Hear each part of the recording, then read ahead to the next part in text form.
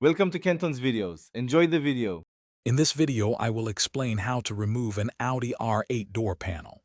First, ensure you have the right tools, including various Torx bits and non-marring trim removal tools. Begin by gently prying off the speaker grille to expose any hidden fasteners. Next, locate and remove all visible screws. Then, carefully detach the window switch panel and disconnect its electrical wiring harnesses. After addressing the obvious fasteners, you'll need to find screws often concealed behind small trim pieces or caps. Use your plastic trim tool to carefully work your way around the perimeter of the door panel, gently prying to release the retaining clips.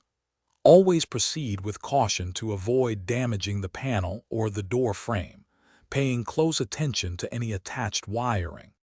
Once all clips and screws are disengaged, lift the entire door panel upwards. This action helps to clear it from the window channel at the top.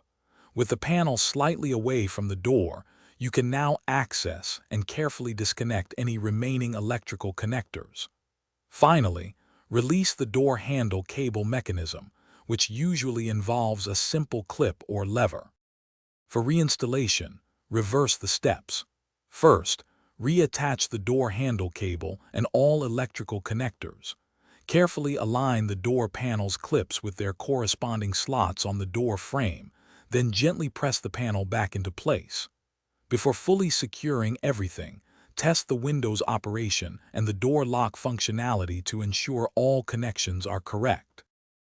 Thanks for watching. Consider subscribing if we helped you.